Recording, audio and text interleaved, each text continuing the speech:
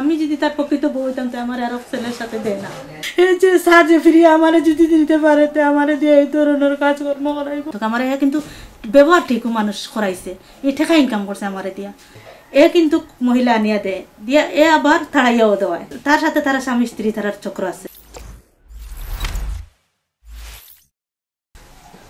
13 সালও মানে তার লোক পরিচয় হয়েছে একজন মানুষের মাধ্যমে। আমি তার কাছে তাপজাতির লাগি গেছিলাম।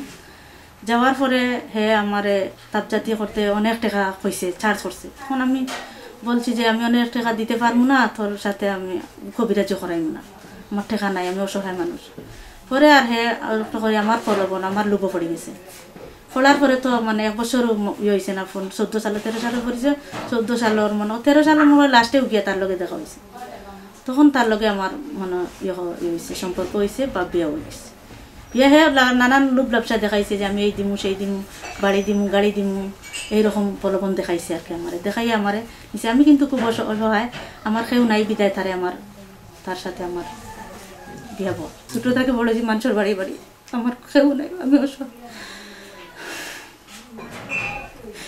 সে আমার দিয়া মামলা করায়, নানান ধরনের নানান কিছু তো আমি উল্লেখ করছি। এই ধরনের ভাষা সবসময় উল্লেখ করা মুখ লাগে।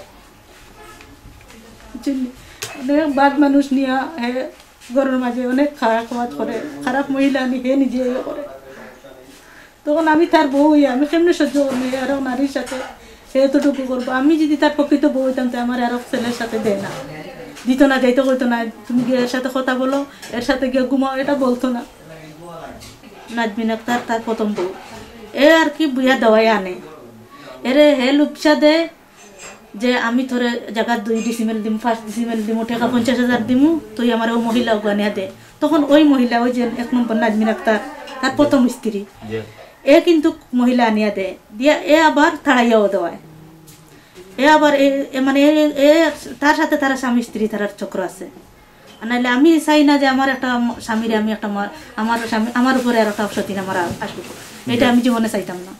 কিন্তু ও কিন্তু তার এইটা তারার একটা ব্যবসা। আপনারা তথ্য লইলে বুঝতে পারবা, বা আমার কিছু ডকুমেন্টও আছে, ডকুমেন্টও আপনারা বুঝতে পারবা যে আমি কতটুকু সত্য মাতি। আর নাজমিন আক্তার, আয়েশা বেগম জেনি, হুসনেরা, নাজমা বেগম এর বাড়ি খাগড়াছড়ি, হুসনেরা এর বাড়ি শাহবাগ, রিনা বেগম এর বাড়ি এলোকে আমরা জৈন্তাপুর থানা, গ্রামের নাম ববরবন, শাবানা গাছবাড়ি, আর ও গোলাপজানও গাছবাড়ি। আরও আসতে কিন্তু কিছু সংগ্রহ করতে পারিনি। আমি তো রানি হয়ে গেছে 5 বছর। আবার এরপরে যদি আরো 2টা করে তাও আমি জানি না। আমি 4 নম্বর যে সময় আসছিলাম, এরপরে আইসে আমার পরে আমি টাকা সরতে রিনা বেগম আইসে, শাবানা আইসে, গোলাপজান আইসে, আমি টাকা সরতে, নাজমা বেগম আইসে, আমি টাকা সরতে। হে কিন্তু অসহায় নারীরে বিয়া করে, প্রতাপশালী কোনো নারীরে গিয়ে হাত দিতে পারতো না, তার ফ্যামিলি থামাইতে পারতো না। কিন্তু অসহায় ফ্যামিলি থামাইয়া কিন্তু কোনোর মাঝে একটা আস্তানা করে, একটা মহল করে। ওই মহলের ভিতরে হে কিন্তু অনেক কিন্তু অন্য খামাইয়া অন্য যে সময় দেখা গেছে ধরা খাইলিছে, তখন এখানে জায়গা চেঞ্জ করিলে, এই জায়গায় আর থাকে না।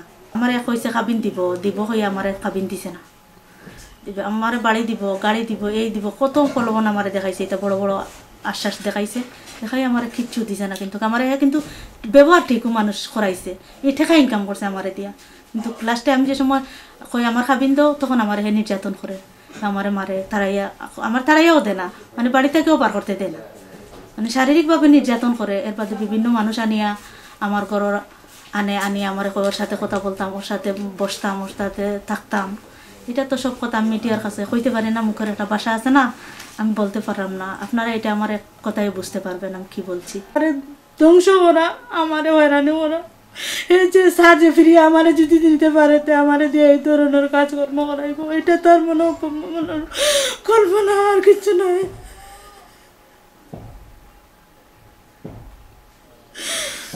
আমি কিন্তু খুব শান্তিতেও আছি, কিন্তু আমারে কইছে রাস্তাত নামাইব। আমারে এখন যে কোকায় যতটুকু করিয়া যান, আমার কাগজ দিয়ে কোকা ডকুমেন্ট দেখো। এখন আমার স্বামী ধরেন হবিগঞ্জ জেলে, আমি তো স্বাভাবিক যাইমু দেখতে।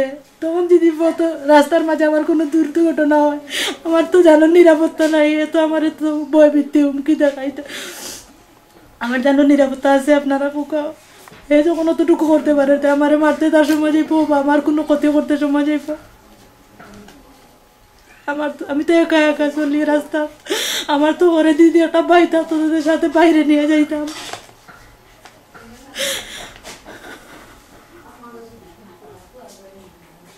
সিলেটের গোলাপগঞ্জ উপজেলার দারাবর গ্রামের কালামিয়ার ছেলে মকবুল আলী কালামিয়ার ছেলে সরফকির পিয়াসা উর্ফে খরচ মোল্লার বয়স ৪৫ বিরুদ্ধে অবৈধভাবে বহু বিবাহ এবং মিথ্যা মামলা দিয়ে হয়রানি করার অসংখ্য অভিযোগ রয়েছে। সে একজন লম্পট দুর্চিত্রবান নারীলোভী বহু বিবাহকারী। সে আমিসহ তার অন্য স্ত্রীদেরকে চাপে ফেলিয়া সমাজের ভালো মানুষের বিরুদ্ধে মামলা মোকদ্দমা করা নেশা ও পেশাতে পরিণত হয়েছে।